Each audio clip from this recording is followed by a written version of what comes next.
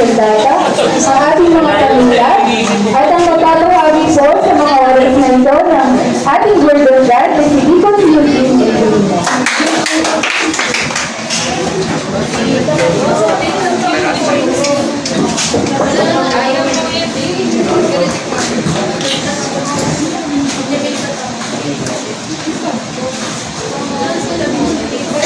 Magpagpalang hapon sa bawat isa. Ready na ba? Sa bawat isa na makinig ng salita ng Panginoon? Sino dito ang may bunga? Lahat na tayo ay may bunga? Ngayon po, at inutukoy po kong bunga, walang iba kundi ang ating spiritual na bunga. So, ano yung una natin tulong ng Holy Spirit? Love! Ha? Love? Sunod?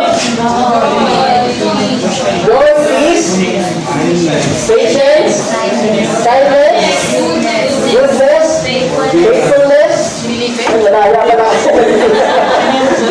Ganyan pala. Nakikita pala nila sa so, ibig sabihin, pag-ilan na tayo yun. Pag-ilan na tayo. Kasi ang fruit of the Holy Spirit ay 9 lahat yan eh. Kasama yung self-control. So ngayon po, medyo, ika lang ha. Medyo kinakabahan ako eh, sorry. So ngayon po, talagang pinagpala tayo ng ating Panginoon. Pray na ba natin yan? Meron ba tayo? Kasi kung hindi kayo sumasagot ng amen, ibig sabihin wala na na pag-aralan natin na fruit of the Holy Spirit. Kaya pag wala sumagot, ibig sabihin wala na tayo Fruit of the Spirit. Fruit of the Spirit. Nakikinig ka? So yun. Ngayon,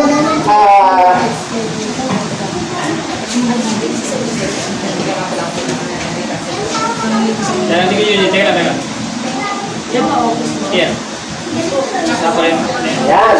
Kung ating makikita, sa dami, di ba po? Sa dinar, sino mga nakatin dito ng birthday, occasion, any occasion? Birthday, anniversary, di ba? Marami, lahat naman tayo, nakatin na ng mga ganun, di ba? Amen ba? Sa dami, nung napuntahan natin at naranasan natin na mga gatherings sa ating pamilya, sa ating school. Sino mga graduate dito last year? Ay, itong year na to. Di ba may mga graduate din, may mga nagtapos. So, ibig sabihin dyan, doon sa mga pinagdaanan natin, doon sa regular na pagpasok natin sa mga school, sa trabaho, sa gatherings ng ating mga pamilya, kanyang pamilya, lumabas dyan. May pakita natin, na i-share natin, na ibahagi natin ang fruit of the Holy Spirit. Hindi man tayo aware na i-share na pala natin na meron pala tayong love, joy, peace, patience, kindness, goodness, faithfulness, and ngayon, dadako tayo sa gentleness. Di ba po? So ngayon, ikaw nga, di ba? Doon sa ating pinagdaanan, di ba? Aminin man natin sa hindi, merong lumabas sa atin. Ano yung mga lumabas na yun? Negative or positive na pag-uugali. Pwedeng lumabas sa atin yun. Yung best of you at yung worst of you. Sino dito hindi nakagawa ng worst of you? Yung pangit na ugali. Ibig sabihin, ano nagawa ka? So, ano nga tayo? Nakagawa tayo. Kasi nga, yung bunga ng banal na espiritu, minsan, hindi natin nare-retain, hindi natin nare-maintain sa ating mga sarili, di ba? Oo. Nagagawa natin na maging assertive, mapanindigan, ibig sabihin mapanindigan sa ating mga pinaglalaban na mali. May pinaglalaban tayong tama, may pinaglalaban din tayo mali. Which is hindi sakop ng ating fruit of the Holy Spirit. Amen ba doon? Amen. Ano ba tayo na nagkakamali tayo? Kasi nga, minsan, yung fruit of the Holy Spirit natin ay nawawala. Hindi natin na-apply sa ating mga sarili. Di ba po? So, sorry pero alam niyo po, ang pag-aaralan natin ngayon, ang gentleness po kasi ay yung taong marunong makitungo. Yung husay niya sa pakikitungo sa tao. Ano man yung kalagayan niya, ano man yung sitwasyon niya, nakikita natin yung physical appearance, may judgment na agad tayo. Pero yan natin at pag-aaralan ngayon, yung gentleness. Ang ganda po yan. Sabi nga rin po, tayo, minsan, ay tactful. Ano ba yung tactful, di ba? Yung ability na tumayo. Yung tactful people kasi, alam mo yung tactful people? Yung nag-iisip muna bago magsalita. Ganyan ba tayo? O dagdag na lang dagdag? Masabi lang kung masabi. Hindi na nakapagpigil sa kanyang sarili. Si Sam tawa-tawa, Siguro ka. Sorry pero yan po talaga ang nangyayari sa atin. Diba? Kasi nga yung fruit of the Holy Spirit ay nawawala. Amen? Ngayon, spiritual, ibig sabihin na ito bunga ng banal na espiritu. So, ngayon, di ba, natakil na lahat yan, nandiyan, love, joy, peace, patience, kindness, goodness, faithfulness, nandiyan tayo sa may gentleness. Doon sa verse, umpisa po ng verse 23. Gentleness and self-control. There is no law against this thing. So, ngayon, dahil sa gentleness na yan na ating ngayon tatalakayin, ano ba yan? Di ba? Gentleness daw po, literally, means under control. Sabi kanina, di ba? Ang ugali natin, lalabas yan. Yung best of you at yung worst of you. Pero ngayon nga, nangyayari ba sa atin yan? Yung under control, yung ating pagiging mahinahon? O, amen daw, sabi niya. Hindi isa lang, sabi talaga sumasagot. Virtually, nalirin kita sa akin, kahit kanina. So yun sasagot tayo amen. Kasi nga, alam niyo po, nagpapalakas sa akin yun. Hindi po. Kasi literal po ito nangyayari sa atin, Araw-araw natin itong ginaganap sa buhay natin. Nasa school man tayo, or nasa bahay man tayo, nasa pamilya or gatherings, sabi ko kanina, ay ginaganap natin ang gentleness. Pero alam niyo po, si Jesus kasi daw, Jesus is our gentle King. And He works in us through His Holy Spirit to bring about gentleness in our lives. Yeah? Gentleness means that we work toward the welfare of those around us. Ibig sabihin ng mga nakapalibot sa atin.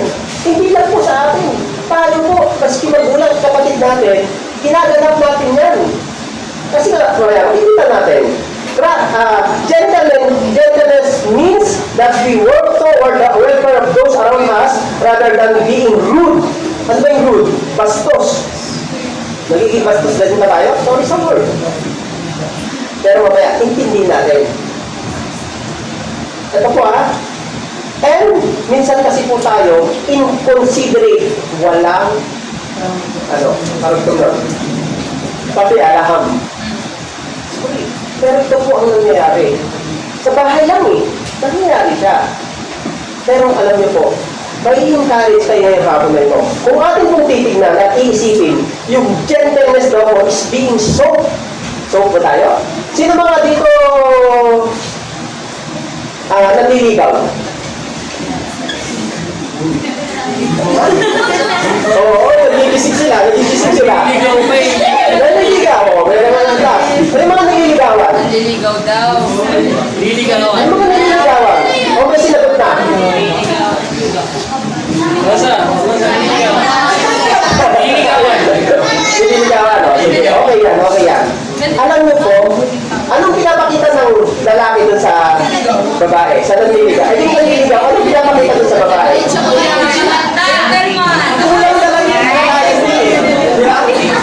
Kulang talaga kayo dun sa mga ganyan. Yung gusto kong liligawan. Kulang na lang yung bukas sa dito. Aakyat sa jeep, aalalayan pa.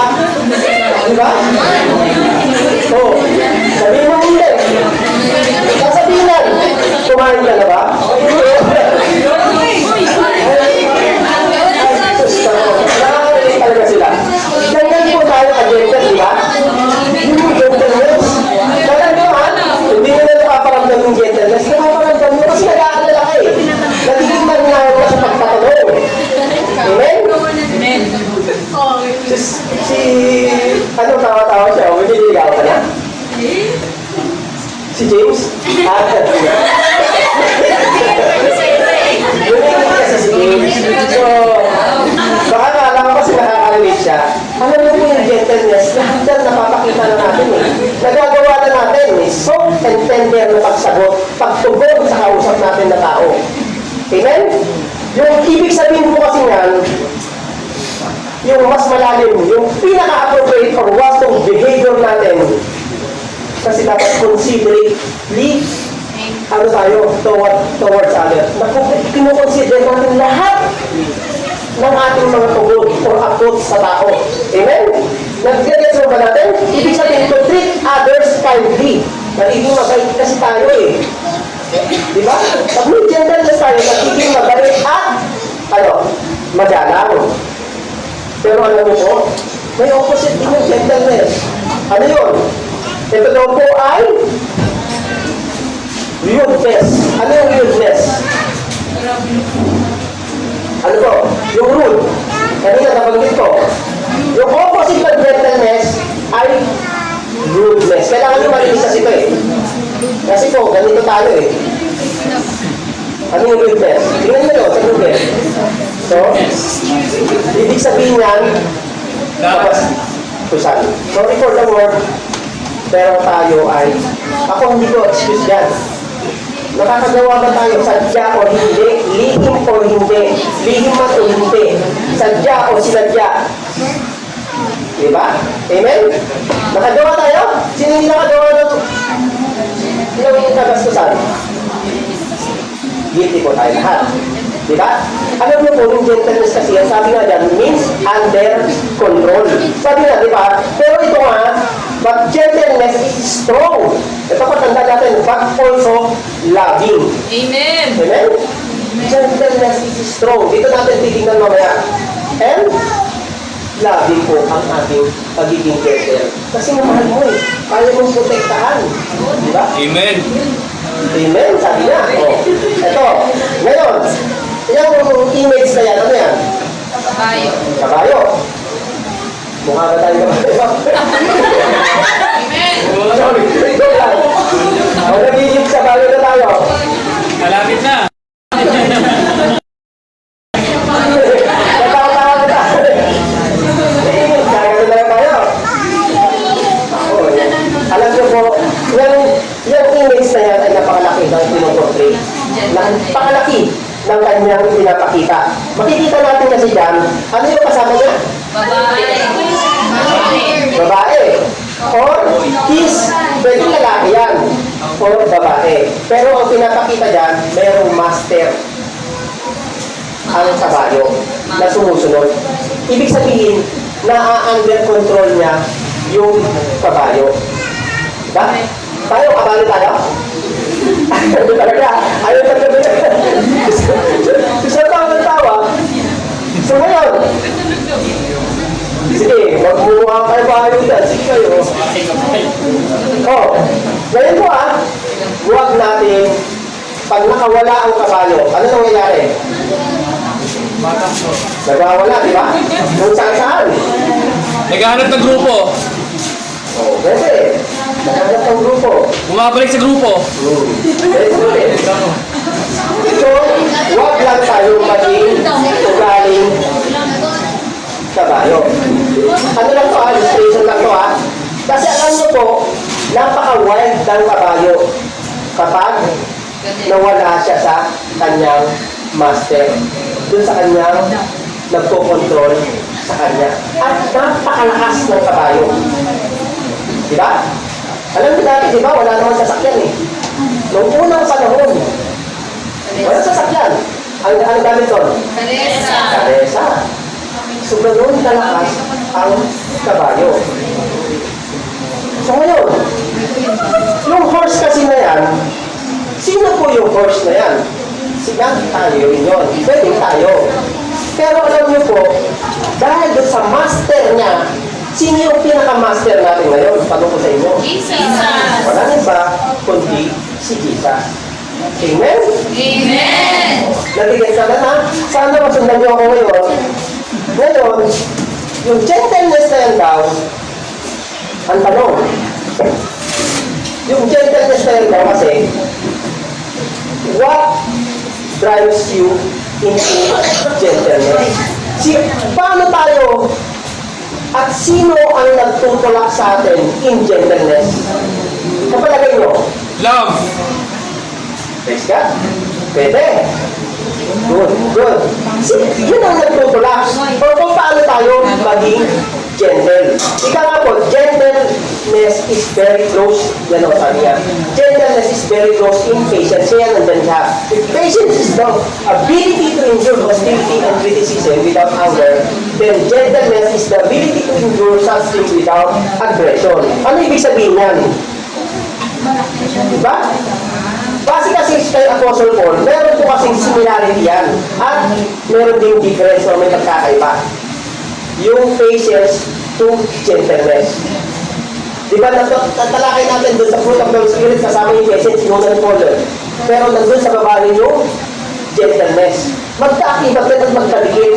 Pero, well, kung ano sabi kasi dyan, kung ang patience daw po ay may kakayang tikisin. Ito ha, tanda nito ha. Ibig sabihin yan, may kakayang tiisin ang buo. Yung gate natin, kaya madating tiisin yan. Nagagalit tayo, di ba? O, kaya mo ba siya pagsabihin agad o kumprontahin? Yun. Kaya ba natin? Ginagawa ba natin yun? Di ba hindi? Kasi meron tayong gentleness. Without anger. So, ibig sabihin, ngayon, yung gentleness naman daw, ay may kakayang tiisin ang puot o sama ng loob. Kaya ba natin yun? Yun? Nakakaya natin? Di ba napapagtagumpayan natin yung ating anger, di ba? Yung galit? Yung puot natin sa ating mga kapwa? Kahit na classmate natin, sino yung nagalit sa classmate dito? Oo, wala rin. Sabihin, guilty. Nagalit kayo lahat sa classmate yun. Ano kinagalit nyo? Hindi niyo open. Maingay, sino yung ballpen, sinulatan yung uniform ko. Ano ba? Oh, may mga nagbiro. Lahat na yan. Diba? Pinutokso ako dun sa class ko. Oh, diba? Ganun ang classmate natin, diba? Alam mo na pagdaanan ko rin kasi maging estudyante. So, pero ito ba, ang gentleness daw po, di ba, nawawala sa atin yung pamumula na. Nawawala yung attack natin, atake natin sa classmate natin, sa kapatid natin, sa mama natin, magulang natin. Hindi tayo maatake. Ganun ba tayo ngayon, no? Ganun na tayo? Hindi natin sinasabi pagulang natin. Teka na. Ang gentleness din po ay nagpapakita na ng yung natutunan. Ba, yung mga natutunan na tayo dito? Sino may natutunan dito sa ating Bible Youth Fellowship? Kaya tayo natututo. Hindi kami. Natututo kami. Kasi nagkakalan tayo ng Christ-like response. Diba? Ano ba ang Christ-like response? Ibig sabihin niya, marunong na tayong umintindi. Marunong na tayong tumugon ayon sa kalooban ng ating Panginoon, di ba? Di ba minsan, yung conflicts at quarrels, ano ba yung hindi pagkakaintindihan dito? Kahit nga lang dito sa church. Kahit nga lang din sa bahay. Unang-una sa bahay talaga eh. Sa eskwelahan. Meron mga conflicts and quarrels, magkaka-classmate. Meron ding rejection. Amen. Di ba? Nare-reject tayo.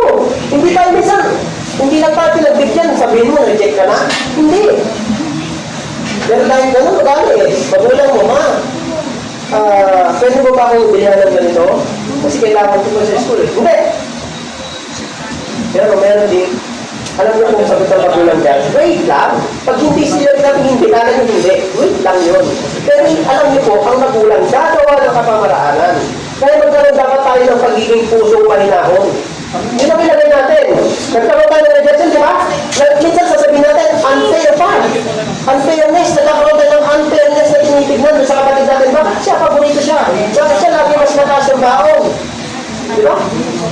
Bakit siya parang mas paborito yung ate ko, yung kuya ko? Siya pa yung mas binibigyan ng halaga, ng importansya. Kala nyo, unfair na? Hindi. Di ba? Minsan, nagkakaroon din tayo ng harsh word. Sino nakapagsalita dito? Nakapagmura? Amen. Dati, ako rin. Malutong dati ako magmura eh. Wala nga pas, bawat salita. Bawat salita talaga. Meron to. Pero alam mo, salamat sa Panginoon, sa kabutihan ng Panginoon. Natanggal yan eh. Yung unang-unang natanggal sa akin, pagmumura. Kasi dati lahat kalutong yan eh. Pagkagpuntuhan na kayo eh. Kung may babalik na lang siya sa'yo. Bakit? Kalutong talaga yan. Ang sarap, sabi nila eh. Ewan ko ba, parang sarap na sarap sila magpura. Di ba? Mga classmate nyo, gano'n nyo. Bawat salita, may kalutong. Di ba? Kaya magpakita tayo ng gentleness, ha? Hindi tayo tumutugon pag magkita ng aggressive words sa ibang tao. Hindi rin tayo galit. Di ba? Na makakita. Ito ngayon, ha? Ito pa ang isang gentleness natin na hindi minsan nagagawa. Ano yun? Gestures. Gestures natin, ano ba yung gestures na yan? Ha? Umirap ka lang, gumanon ka lang. Diba? Ano ba? Facial expression. Diba? Alam niyo po, yun. Observant, lalo ang mga leaders. Ating mga leaders, ating mga pastor, napaka-observant yan. Pictures. Akala niyo hindi kayo observant sa mga gano'n na expressions ninyo? Pag nakitaan kayo ng teacher sa gano'n, makita, lalo sa work ha, eto nag-aaral pa lang kayo ha, pero how much more? Pag nagtrabaho kayo, eto pag-aaral nyo, pag bumotivate lang yan, dun sa mga, ano nyo, literatura na kailangan nyo malaman sa trabaho para paano nyo ma-apply. Pero once na nagkatrabaho kayo, gesture, special expressions, Amen. alam na ng boss nyo yan. Kaya mag-ingat po tayo. Ngayon, natututo tayo paano natin i-adjust. Yung character natin, paano natin binibuild. Amen. Paano natin siya ma-attract yung tao na ganito pala. Uy, batang yung grabe. Hindi mo man lang makitaan ng negative sa kanya. Diba? Ang sarap. Ang sarap pakinggan nun. Feedback ng ibang tao. Hindi sa galing ha, feedback ng ibang tao ang nag-feedback. Napakasarap. Kristiyanong bata siguro. Saan kaya yan? Hahalong kasi na ng boss mo. Paingin niya ng tuon pa yan. O kaya, interview pa lang sa trabaho. Unang-unang tinitignan yung background sa kayo. Ano nyo? Reference, character, reference. Alam mo ba yun? Kaya ngayon, sa bataan, yun, binibuild na tayo. Paano tayo binibuild na natin mga leaders? Paano sila nag-aaksaya? Ay, hindi naman nag-aaksaya. Paano sila nag-aalat ng time? Amen. Sorry for the word. Hindi naaksaya. This is gawain ng Lord. Sorry po. Amen. Sorry po. Hindi, ano po kasi dito kasi, paano tayo magkaroon ng karakter na tama ang hope sa ibang tao, sa magulang-una sa bahay pa lang. Amen? Amen. Kailangan kasi natin yung softness or may control tayo sa ating dila or ating mga temper. Ngayon, tingnan natin. Ito lang kasi, so, dadaanan lang natin ito. Alam mo po si David sa Old Testament? Ano pinapakita doon? Si David po kasi, paano mag-care ang Panginoon sa kanya? Lahat yan na-explore sa Psalm. Basahin mo po ang Psalm. Proverbs, makikita rin doon, lahat ng gentleness. Paano siya, sabi niya, David compares God to the gentleness pertaining for the needs of his sheep. Ibig sabihin tayo mga tupa. Tayo inaalagaan ng Panginoon sa silong ng langit. Sino ba yung silong ng langit? Tayo yun. Kaya, mahinahon, malumanay ang pag-aalaga, pag-care sa atin ng ating Panginoon. Sinabi yan. Di ba? Sabi nga, leading them to calm water for drinking fresh pastures and for feeding, and protecting them through place of danger. Alam niyo po ba kung gaano ka-gentle ang Panginoon? Ganun pinapakita kay David. Kaya nagsulat ni David dyan, dinadala tayo ng Panginoon doon sa, di ba yung tupa pag pinapastol, dadalhin niya in caring. Kapag may naiwan, iiwanan yung isa. Yung naibigan, mawala na doon yung isa, babalikan na pa. Ganun siya ka-care, ganun siya ka-gentle sa atin. Yun ang pinapakita ni David yan, kaya nasabi yan. David compares God to the gentle shepherd, caring for the needs of the sheep. Tayo po yung sheep na yun. Amen? At meron pa. Meron pa isang halimbawa. So sabi nga no, sa Psalms 23:2, He makes me lie down in the green pastures, He leads me beside the still waters. He restores my soul, He leads me to the paths of righteousness for His name's sake. Ibig sabihin, lahat ng gagawin ng ating Panginoon sa atin ay parang pawang sa kabutihan lamang natin. Nililig niya tayo. Pinapakain niya tayo. Pinoproteksyon niya tayo sa anumang sitwasyon ng buhay natin, ng pinagdaraanan natin. Iba-iba tayo ng pinagdaraanan sa estudyante. May pinagdaraanan kayo sa mga assignments nyo, sa mga utos sa inyo. Yes! Yun yung duty mo ngayon. Pero pag lumaki, habang lumalaki ka, lumalaki yung responsibilidad nyo. Kayo, ganyan pa lang. Pero sa mga magulang, sa mga mentors po ninyo, diba? Sa ating mga pastors, ang laki ng responsibilidad nila. Amen? Tingnan pa natin. Sabi dyan, ang nagpo-portray din si David kasi dyan, David always speak of His incredible power. Yung incredible power ng Lord, si Lord po yun. Mighty like storm with voice to melt the mountains. Ibig sabihin niya, alam niyo ba, yung storm ng buhay natin minsan, yung ating pinagdaraanan na yun, dun sa ating kalalagayan, maski anong kalagayan niyan, nahihirapan ka sa subjects mo, nahihirapan ka sa assignment mo, yes. Sino hindi nahihirapan sa assignment? Google lang. Ano Google? Maswerte kayo, may Google kayo, kami dati, library. Correct. Kung saan kami naghahanap ng maisasabi namin sa teacher eh. Kaya napakaswerte nyo, may CC pa nga ngayon eh. May AI pa. Nandun na compact. Pero alam nyo, papansin namin eh. Kung yun ang mga sinasabi nyo, makikita. Diba?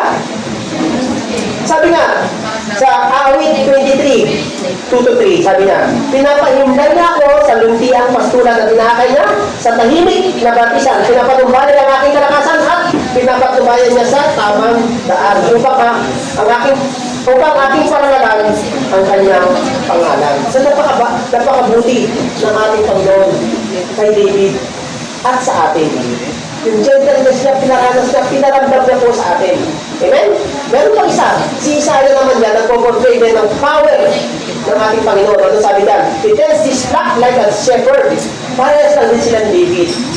He gathers the lambs in the arms and carries them close to his heart. He gently leads those who have the young. Ibig sabihin niya, alam mo po, yung kay Isaiah na yan, at tulad ng pastor, pinapakain niya ang kanyang kawan.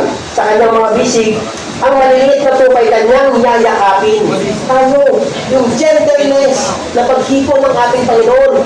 Ano niya sa atin? Pag-aalaga. Gets ba natin?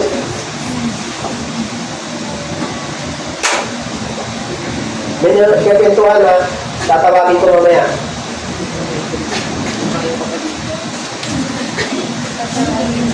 Joke lang. Sa tayo sa Diyos. Pero alam niyo po, kailangan maintindihan natin to. Malamnam natin. Amen?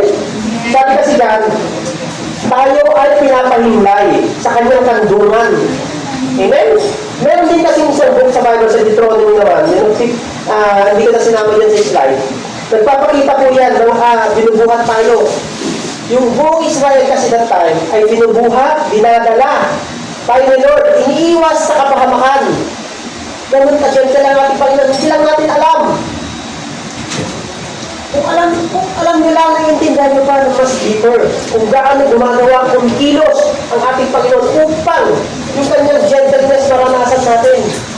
Napakasarap lang po isipin na sa kabila ng ating mga reklamo, kabila ng ating mga inis, di ba? Meron tayo nun. Pero alam mo po ang nagkikir sa atin with gentleness? Kasi nga, mahina tayo eh. Pero gentleness ang pinapairal ng ating Panginoon. Kasi nga, loving Father siya. Always binubuhat tayo. Dinadala tayo ni Lord. Iniiwas sa kapahamakan. Pero tinasod yun sa pag-carry sa atin ng loving Father natin, may kasamang discipline. Amen. Correct. Amen? May kasamang discipline. At ang pinakamaganda dito ay yung kanyang provisions. Itong discipline na yan, may kaakibat, may kapalit, may kasamang provisions na sa buhay natin. Hindi man natin literal, lalo minsan, parang ito lang, ganito lang. May reklamo tayo, di ba? Amen? Sino rin hindi nagre-reklamo dito? Sa ulam. Ulam pa lang, nagre-reklamo na tayo. Ang mas mortale. Kami nga, nagtitindin ng asin at mantika. Toyo. Naranasan niyo ba yan? Amen. Naranasan ko yun. Yung kape na bigas siya, niluto hanggang kulay itim, yun yung kape namin. Yun na rin yung sabaw namin. Naranasan ko po yun. Kayo, sino nakaranas yun? Wala makapagtaas kasi hindi nyo alam kung gaano kahirap ang buhay. Di ba? Maswerte po kayo youth ngayon. Amen? So, ngayon, yung gentleness kasi na yan, paano pa natin makikita? Ito pa ha. Ito pinakamagandang example po ng gentleness.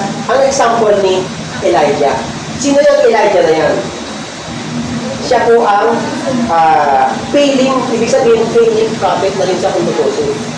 Pero hindi eh. Ang napakaganda ng pag-connect sa kanya ni Lord. Di ba?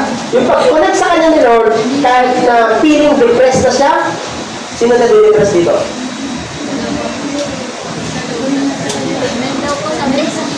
Ha? Na-depressed na ba tayo? Huwag ha? Huwag tayo hahantok doon. Sino na dito nagtangka sa buhay niya? Sino? Yeah, may nagtaas.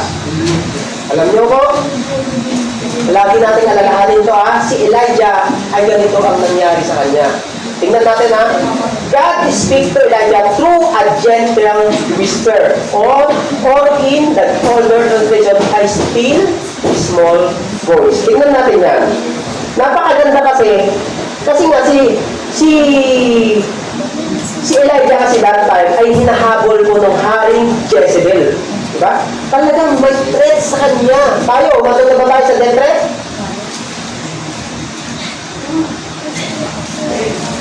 Hindi ba?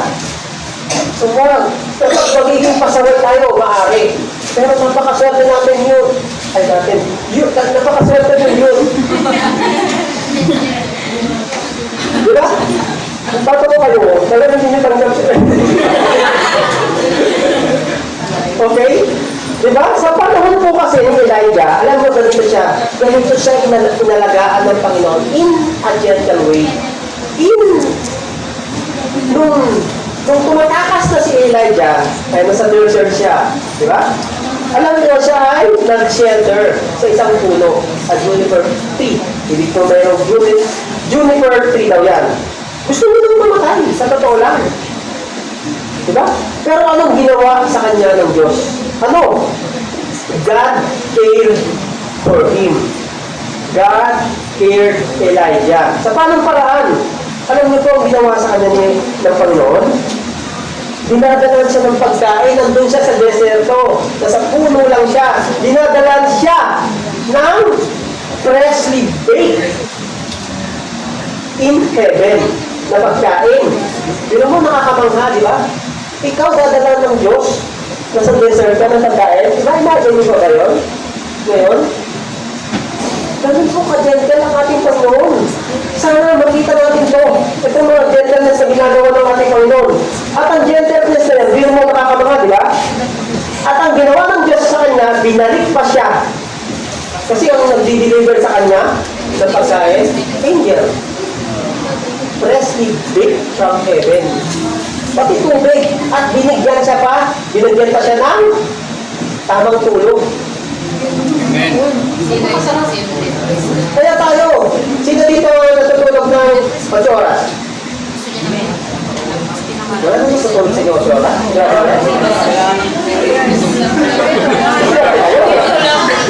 O bakit natutulog na lang ginagawa ninyo? Kasi ayaw nyo ng 8 oras, lampas siguro kayo ng 8 oras. Diba? Eh, huwag lang dire-dire tutulog. Sige kayo. Ha? Gusto nyo ba yan? Makinig tayo dito sa baking process na ito. Gaano siya? Pinatektahan, inalagaan ng ating Panginoon. Diba? Binalik po siya. Pero ngayon, ganito po kasi sa atin eh. Pinapakita niya ang kanyang kapangyarihan. God was attended with His failing prophet. Not only prophet, bagto sa atin. Pinapakita, bilang na rin ang mga anak. Kapag ginawa lang siya sa kanya, He restored him and sent back to his mission. At ito pinakamaganda talaga sa malibangan ng gentleness. Kung paano inaalagaan tayo ng ating Panginoon. Yung pinakamaganda. Sino po sa palagay nyo ang pinakamagandang example ng gentleness? Sa palagay nyo? Jesus. So, si Jesus. Ngayon, the gentleness of Jesus. Siya naman talaga ang perfect example ng ating gentleness. Ang pagiging alagad daw ko kasi, pag tagasunod kay Jesus, ibig lang sabihin na tayo na ay become more and more like Him. Amen? Nagiging ganun ba tayo? Ay, mahina. Nagiging ganun ba tayo? Amen. We become more and more like Him. Like, Christ-like na po ang ating ang goal. Di ba? So ngayon, may ilalarawan po kasi tayo na dapat kasi kung may gentleness ka na, ikaw na ay merong mapagpakumbabang puso. So sabi dyan sa Matthew 11:28-29, come to me, all you who labor and heavy laden, and I will give you rest. Di ba? Take my yoke upon you and learn from me, for I am gentle and lowly in heart, and you will find rest for your soul. Napakasarap po yan ang pangako ng Panginoon. Jesus mismo ang nagsalita niyan. Ibig sabihin natin, sabi ko sa Biblia yan, for I am gentle and lowly in heart. So ngayon, meron po kasing kwento dyan sa John chapter 4. Si Jesus ay nakipag-usap doon sa Samaritan woman. Bakit nasabing lowly in heart si Jesus nung nakikipag-usap siya sa Samaritan woman? Doon sa John chapter 4, basahin niyo yun. Napakagandang example ng gentleness niyan. Kasi po, yung babae niyan, yung na-meet niya doon sa well, doon sa tubig ng buhay, na-meet ni Jesus, kinausap na yung babaeng Samaritana. Yung babaeng Samaritana na yun ay, makasalanan. Diba? Yung alam mo yung babae kasi yun, nung kausap ni Jesus, siya pa ay nagsinungaling. At yung babae yun, natagpo ni Jesus ng katanghaliang tapat. Bakit sa katanghaliang tapat lumalabas? Kasi ayaw niyang makita siya ng crowd. Pero sino ang lumapit sa kanya? Para ma-express, maramdaman yung pagiging gentle. Si Jesus, walang iba. Sabi na Jesus sa kanya, pwede ba akong makinom sa iyo? Sa tubig? Diba? So ngayon, yung pakikipag-usap pa lang ni Jesus doon sa kanya, doon sa babaeng makasalanan, ibig sabihin kasi ng Samaritan that time, makasalanan. Kasi yung babaeng ito nakausap ni Jesus ay nagkaroon na po ng 5 asawa. So siya ay inakwil ng mga inakwil. Grabe, di ba? Kung makikita natin yung picture na yun, ganun ba? Sabi pa nga niyan, ba't kayo nakikipag-usap sa akin ako ay makasalanan? Sabi pa nga niyan. Pero alam nyo, hindi sa nagpakita. For I am gentle and lowly in heart. Amen mo ba? So ngayon, Si Jesus po kasi dyan, the fact po na nakikipag-usap sa atin ang ating Panginoon, ibig sabihin niyan ay this is a respectful conversation. Tayo, paano tayo nakikipag-usap kay Jesus ngayon? Prayer. Prayer, di ba? So, gentle sumagot si Jesus sa prayer natin, di ba? Nasasagot na tayo? Amen. Nasasagot tayo yun? Amen. Amen. Sana panghawakan natin yun, yung faith natin, na sagutin tayo sa ating mga panalangin. Tuloy lang. Kahit na alam mo siguro di ka sinasagot, pero tuloy lang. Huwag pa yung panghinaan ng loob kasi meron Jesus. Pinoy mo makasalanan na yun ha, kinausap niya, tinugon niya. At ang babaeng ito ay nabago. At alam niyo, nung nakilala niya si Jesus, nagtatakbo sa bayan. Para siya ay, pag malaki niya si Jesus, nung nakilala niya si Jesus. Basahin niyo po chapter 4 ng John. Makikita niyo yung sinasabi ko. Kung gaano po ka pabuti ang ating Panginoon. Ngayon, what drives into gentleness? Paano ang pwedeng makita natin na magtulak sa atin ng pagiging gentle? Ito na ha, in time application na natin ito ngayon. Paano tayo magtutulak na bukas, hindi na ako makikita ng negative attitude na naklase ko. Bukas, pero mamaya pag uwi ko sa tahanan, hindi na ako sasagot sa magulang ko. Amen. Amen. Hindi na ako magpapakita ng katigasan ng ulo. Amen. Amen. Hindi na ako magiging matigas. Ayaw ka na mag-amen, ha? Ayaw pa ha. Ayaw talaga. Ayaw pa ha. Sorry pero ito ito ang nangyayari sa bahay, di ba? Amen? Sino matigas dito? Huwag tayo proud. Huwag tayo proud. Alam niyo po, sa pagiging matigas ninyo, papalambutin ka ng Panginoon. Amen. Amen? Amen. Ito po kasi, napakasakit po isipin nito. Sinasabi mo, may magulang ka eh. Alam mo, magiging magulang ka rin eh. Bakit? Anong pangarap mo sa buhay? Magiging single ka na lang? Saan kayo pupunta? Mag-iidad kayo?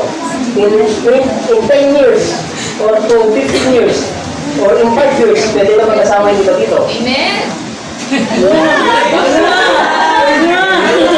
Oh, di ba? Saan tayo pupunta? Magiging magulang din tayo. Tapos ngayon, ikaw, ganyan kang anak. Wala tayong gentleness. Sinisigawan mo yung magulang mo. Mga kapatid mo. Di ba? Sakit, di ba? Pero ito kasi, kailangan mo malaman ito yun. Alam mo, bilang pagmamahal namin. Bilang pagpapakita ng mga naranasan namin, na pagkakamali namin. Ayaw namin maranasan ninyo. Ayaw namin i-apply ninyo dun sa tahanan ninyo. Gusto ninyo, Lord, para lalo tayo mag-bless, magkaroon tayo ng gentleness. Kaya fruit of the Holy Spirit, mamumunga tayo sa loob ng tahanan, sa paaralan, sa ating mga pamilya at kamag-anakan, sa church din. Dapat mamumunga tayo. Kaya, ano ang pwede natin ba? Nagtutulak. Guess ko, sino ang nakakalap ng godly characteristics that fully drives us to walk in gentleness? Meron nakakalap? Yung characteristics that fully drives us to walk in gentleness. Sino nakakalam yan? So, alam niyo po, isang magtutulak lang nagdadrive sa atin ng gentleness ay walang iba kundi ang agape. The agape love. Diba? Ano ang ibig sabihin ng agape love? Diba? Kung makikita natin yung Ephesians 4:2, with all humility and gentleness, with patience, bearing with one another in love. Ang pinapakita ko dyan, sabi, kaya kayo'y maging mapagpakumbaba, may nahon at matyaga, magparaya kayo dahil sa inyong pagmamahal sa isa't isa. Gentleness, not with brashness, with patience, not peace. Ano ibig sabihin yan? Ito po, kabataan. Lagi po natin tatandaan ha, makinig.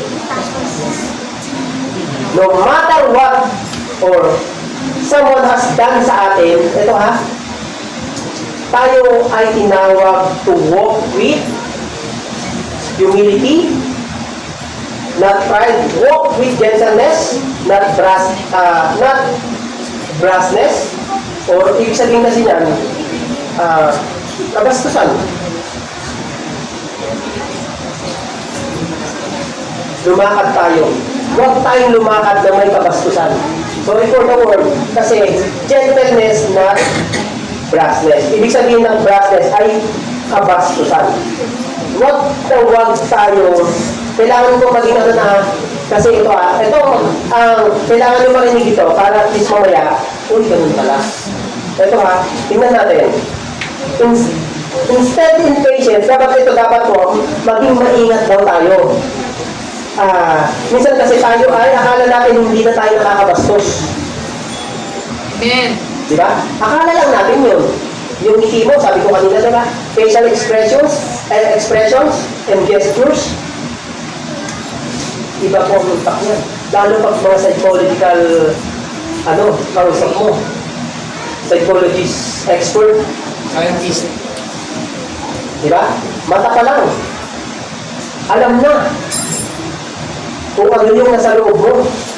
Kung ano yung pulo mo. Di ba? Sino mabilis kumulo ang dugo dito? Amen. Amen. Amen. Ayan na. Amen. Alam nyo, naku, dapat po talaga maging maingat po tayo. Di ba? Be watchful po tayo, ha? Be watchful yun. Be watchful po. Be sensitive Amen. sa pananalita at facial expressions. Now, kung merong negative impact po, mas merong impact. Mas merong impact po, mas merong pong paraan or way or the positive impact. Kung meron kabastusan, meron din po impact sa positive side. Ano po ibig sabihin, ano nakita natin kanina? Yung sabi ko po kanina, yung godly characteristics. Ano yun? Kanina sinabi natin? Yung agape love. The unconditional love. Ano yun? Agape love is unconditional love. We have done a lot, di ba? Sabi nga natin, napakarami ko ng kasalanan kay Lord. Kumantong na ba tayo doon?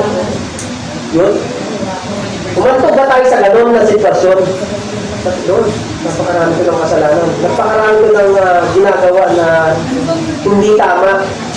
Taon na ang pinigilan, pero hindi pa rin ako nagbabago. Taon na.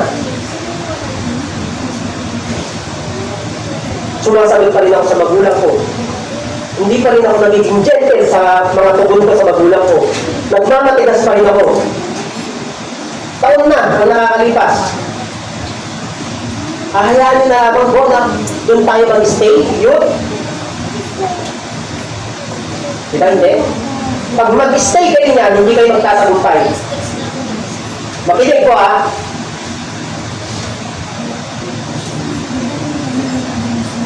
Yung iba po kasi talaga, hindi, kala lang nila, nagiging kalmado na sila doon sa kalalagayan nila. Hindi nyo alam. Sarili nyo pinapahirapan nyo. Sarili natin ang pinapahirapan natin. Kasi huwag maging bastos Gentleness, not brassness. Tingnan mo yung brassness sa dictionary. Hindi ko nagbibiro kasi ito yung salita ng Panginoon Kaya kailangan natin itong intindihin yun kasi para mag-build yung character natin. Gusto natin yan yun? Amen, di ba? Lahat po tayo gusto niyan. Alam niyo po, ang Diyos ay tumikilos sa atin. Sabi nga, di ba? We have done a lot to deserve God's wrath. Ito napakaraming dahilan na magalit sa atin ng Panginoon. Pero ano pinapakita niya? Yung gentleness pa rin niya, yung patience pa rin niya, yung love pa rin niya. Di ba? Dati na, di ba, sabi nga ni Bishop, yung mga batang nanunukso lang, kinain ng lupa. Kayo gusto niyo yun? Pwede kayo nawala in an instant. Yun. Kaya huwag tayong magbatigas, especially sa ating mga magulang.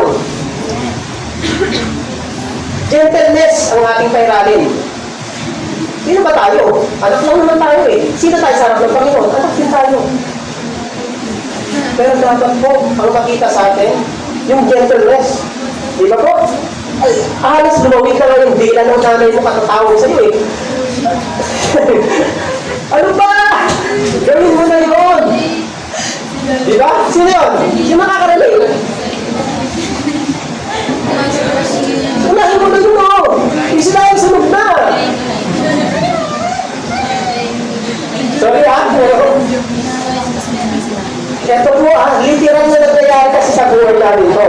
Yung panasagot ka pa, matigas ka pa rin, hindi ka pa rin nagpapakumbaba, meron pa rin tayong kadali. Diba? Minsan nga, kamag-anak pa natin. Pero alam mo po, kabataan, huwag natin abusuhin ha. Huwag natin abusuhin yung kabaitan ng ating Panginoon. Ito kasi, ang pag-alis at pagtanggal natin sa mga bigat, diba sabi kanina doon sa those who are heavy and laden, come to me, and I will give you rest. Hindi ka magkakaroon ng totoong kapahingahan, kahinahunan. Kung hindi ka nagsasubmit, kung hindi mo inaano yung dalahin mo, yung bigatin mo. Kala mo, tama ka? Diba? Ganun tayo, diba? Kala mo, tama ka? Eh, bakit siya? Diba sabi ko namin, unfairness, rejection, diba nireject tayo ng ating magulang? Yung unfairness, parang mas pabulo siya. Huwag natin tignan doon yun. May mga nakikita tayo yun dito. Ganun ang nasa isip. Unfair daw ang magulang niya, nire-reject daw siya lagi. Eh meron naman akong gagawin. Bakit siya hindi? Hindi siya ginaganon. Diba? Sorry ha, pero ito kailangan ito maliwanagan sa atin para mabuild yung ating karakter. Paano mabibuild ay ayaw mo magpabago? Matigas ka pa rin. Amen? Ito po ha. Ngayon, kung sorry for the words, pero ito ang kailangan natin diktihin ngayon kabataan. Yun! Mahal namin kayo. Amen. Gusto namin kayo mas lumalim pa. Mas lumalim pa sa relationship. Sa amin, nahuli na kami. Kaya maswerte kayo. Nagkaroon kayo ng pagkakataon na ganito.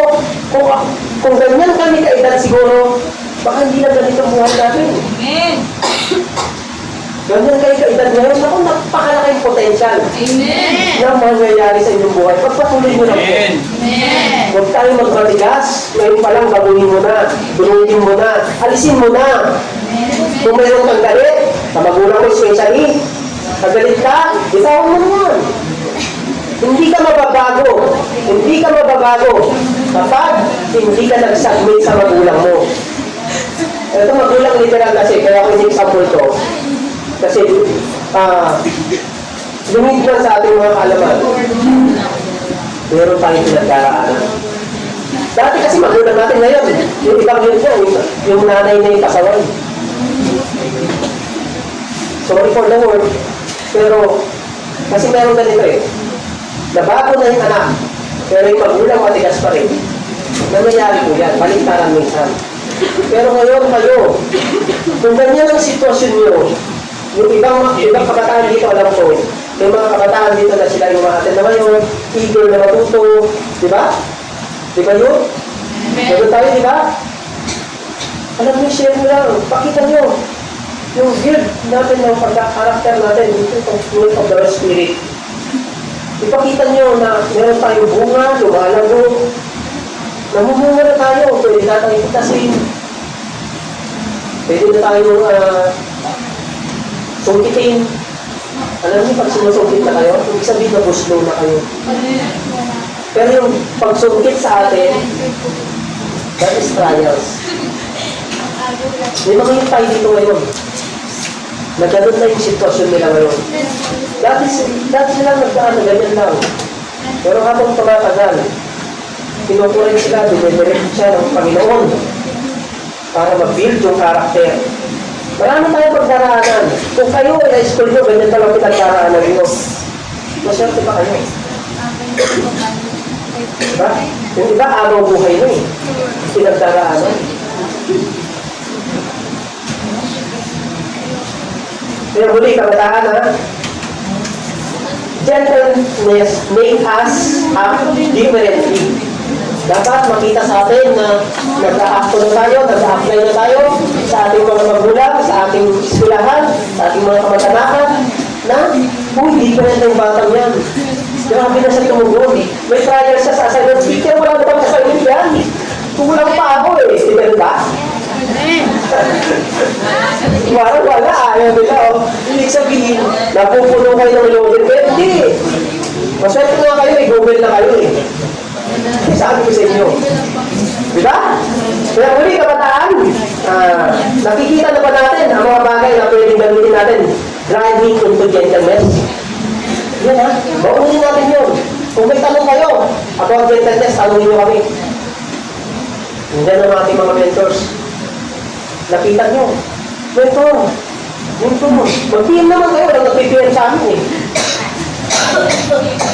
Magtanong kayo. Di ba kami, sige, ako nagtatanong din ako eh. Nakikipag-usap din ako. Ganyan po tayo. Lapit tayo dun sa mga spiritual na tao na alam nyo. Huwag dun sa yayayain na magbuhang kabayo. Ha? Amen? Sabi nga po, walang dahilan na hindi mo tayo ready to give out our hope na meron tayo na makita ang gentleness. Amen? Diba? Sabi nga sa 1 Peter, yun, sa 1 Peter, strength found in gentleness. Yan ang sabi ni Peter.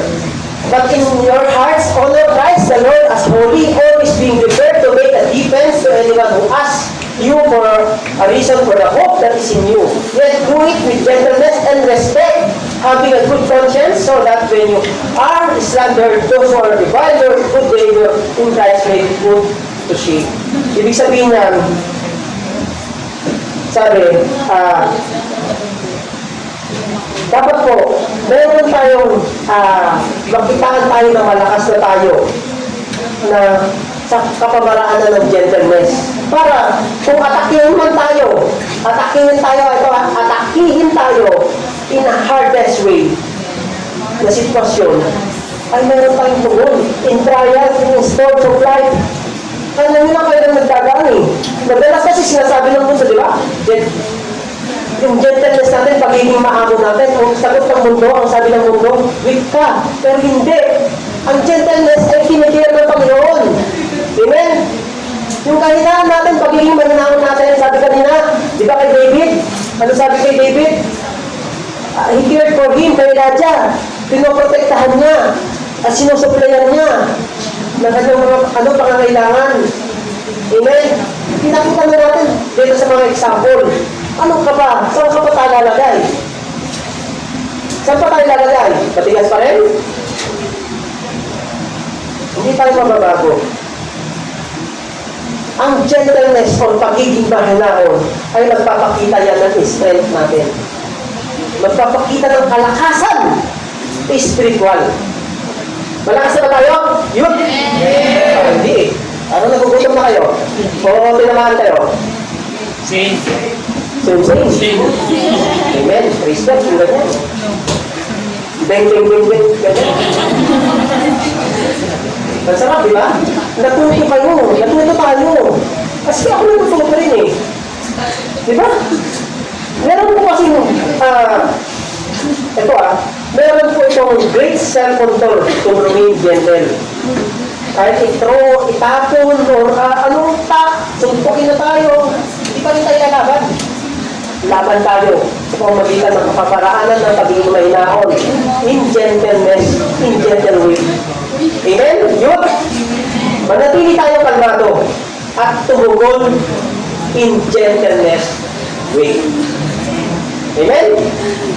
Sabi ka dyan, striving to be a gentle in trials benefits you in several ways. Gusto niyo yun, di ba?